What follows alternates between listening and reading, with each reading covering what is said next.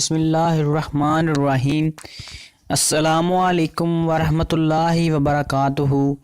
ناظرین، آج کے ہمارے اس پروگرام کا عنوان ہے غزوہ احد۔ غزوہ بدر میں جو مشرکین جہنم واصل ہوئے ان میں بیشتر کا تعلق قریش سے تھا اور وہ قریش کے سرداروں میں سے تھے۔ ان میں وہ لوگ بھی شامل تھے جنہوں نے ہجرت کی رات حضور نبی کریم صلی اللہ علیہ وآلہ وسلم کو شہید کرنے کا پروگرام بنایا تھا۔ نعوذ باللہ۔ غزوہ بدر میں شکست کے بعد قریش کی راتوں کی نیند حرام ہو چکی تھی۔ انہوں نے کئی قبائل کو متحد کیا اور جنگ کی تیاریاں شروع کر دیں اور جنگ کے لیے چندہ اکٹھا کرنا شروع کیا۔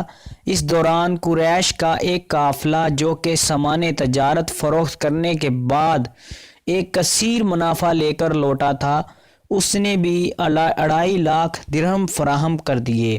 حضور نبی کریم صلی اللہ علیہ وآلہ وسلم کے چچا حضرت عباس جو کہ اسلام قبول کر چکے تھے مگر مکہ مکرمہ میں ہی مقیم تھے، انہوں نے قریش کی جنگی تیاریوں کی اطلاع ایک قاصد کے ذریعے حضور نبی کریم صلی اللہ علیہ وآلہ وسلم تک پہنچا دی۔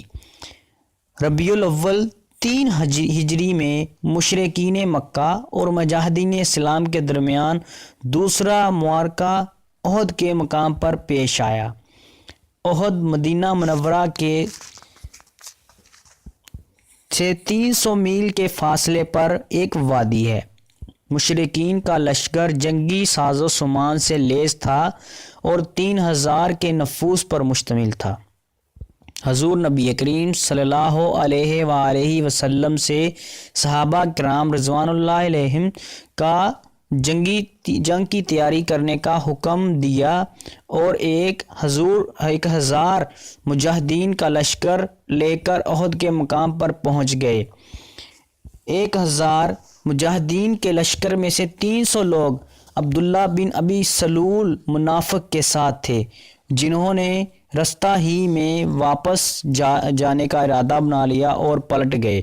یوں حضور نبی کریم صلی اللہ علیہ وآلہ وسلم کے جانثاروں کی تعداد 700 رہ گئی، جن میں حضرت عمر فاروق رضی اللہ تعالیٰ عنہ بھی شامل تھے۔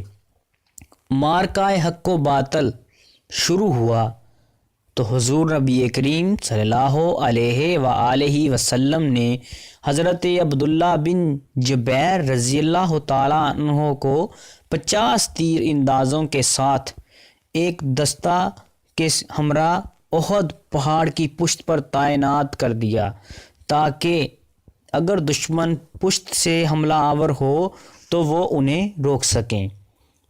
مجاہدین نے مشرکین کی کمر توڑ دی اور وہ میدان جنگ چھوڑ کر بھاگ نکلے۔ مجاہدین ان کے خیموں تک پہنچ گئے اور مشرکین نے اپنا ساز و سامان وہیں چھوڑ کر بھاگنے میں عافیت محسوس کی۔ لشکر اسلام میں کچھ مجاہدین ایسے بھی تھے جنہوں نے حال ہی میں اسلام قبول کیا تھا۔ انہوں نے مشرکین کو جب بھاگتے دیکھا تو مال غنیمت لوٹنا شروع کر دیا۔ حضرت عبداللہ بن جبیر رضی اللہ تعالیٰ عنہ کی قیادت میں لشکر احد کے پہاڑ پر تعینات تھا، اس نے اپنی جگہ چھوڑ دی اور مال غنیمت سمیٹنے میں مصروف ہو گئے۔ حضرت خالد بن ولید رضی اللہ تعالیٰ عنہ جو اس وقت مسلمان نہ ہوئے تھے، ان کی سربراہی میں مشرکین کے ایک لشکر نے مسلمانوں پر پشت سے حملہ کر دیا، جس میں 70 سے زیادہ مسلمان شہید ہو گئے۔ حضور نبی کریم صلی اللہ علیہ وآلہ وسلم کے جانثاروں نے آپ صلی اللہ علیہ وآلہ وسلم کو اپنے گھیرے میں لے لیا اور آپ صلی اللہ علیہ وآلہ وسلم کا دفاع اپنی آخری سانس تک کرتے رہے۔ آپ صلی اللہ علیہ وآلہ وسلم کے دانت مبارک شہید ہو گئے اور یہ افواہ پھیل گئی کہ حضور نبی کریم صلی اللہ علیہ وآلہ وسلم شہید ہو گئے ہیں۔ صحابہ کرام رضی اللہ تعالیٰ عنہ کے جوش میں کمی پیدا ہونا شروع ہو گئی۔ اور پھر اسی موقع پر حضرت سیدنا امیر حمزہ جو کہ حضور نبی کریم رؤوف الرحیم صلی اللہ علیہ وآلہ وسلم کے چچا تھے، انہوں نے مشرکین پر تابڑ توڑ حملے کرنا شروع کر دیے اور بالآخر جامع شہادت نوش فرمایا۔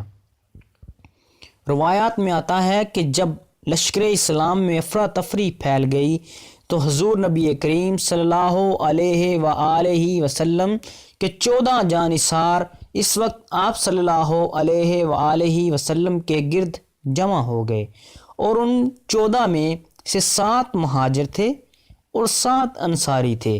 مہاجرین میں حضرت ابوبکر صدیق، حضرت علی المرتضیٰ، حضرت عبد الرحمن بن عوف، حضرت سعد بن ابی وقاص، حضرت زبیر بن علوم، حضرت طلحہ بن عبید اللہ اور حضرت ابو عبیدہ بن الجراح رضی اللہ تعالیٰ عنہ شامل تھے۔ ایک اور روایت میں آتا ہے کہ غزوہ احد کے موقع پر جب لشکر اسلام میں افراتفری کا عالم تھا تو حضرت عمر فاروق رضی اللہ تعالیٰ عنہ ان جانثاروں میں سے تھے جو ثابت قدم رہے اور حضور نبی کریم صلی اللہ علیہ وآلہ وسلم کا ساتھ نہ چھوڑا۔ ایک مشہور روایت ہے کہ حضرت غزوہ احد میں جب حضور نبی کریم صلی اللہ علیہ وآلہ وسلم کے شہید ہونے کی خبر مشہور ہوئی تو حضرت عمر فاروق جوش میں آ گئے اور کفار کے قتال میں اور زیادہ جوش سے مشغول ہو گئے۔ اس دوران جب معلوم ہوا کہ حضور نبی کریم صلی اللہ علیہ وآلہ وسلم زندہ ہیں تو آپ رضی اللہ تعالیٰ عنہ دیگر صحابہ کرام رضوان اللہ علیہ کے ہمراہ حضور نبی کریم صلی اللہ علیہ وآلہ وسلم کو لے کر ایک محفوظ مقام پر منتقل ہو گئے۔ اس دوران ابو سفیان نے اونچی آواز میں کہا، اے گروہ محمد صلی اللہ علیہ وآلہ وسلم، کیا تم لوگ زندہ ہو؟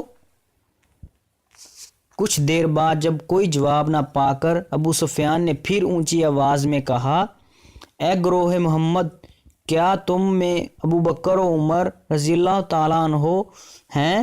اس مرتبہ پھر حضور نبی کریم صلی اللہ علیہ وآلہ وسلم نے صحابہ کرام کو خاموش رہنے کا حکم دیا۔ ابو سفیان کچھ دیر بعد پھر چلایا، ضرور یہ لوگ مارے گئے ہیں۔